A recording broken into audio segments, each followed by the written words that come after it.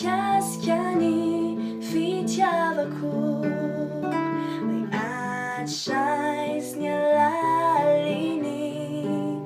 jauna jachilai fu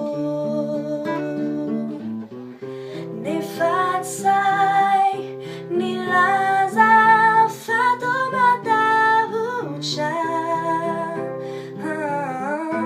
enjoave qua minna saya fana baraku le fruits tunde tuntamnin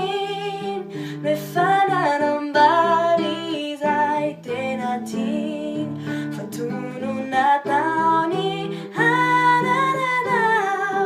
continue visa hachamza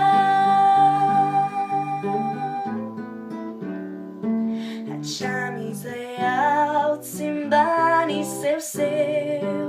tsimbana no befiavi tueni fitiava na curi no tiampi canato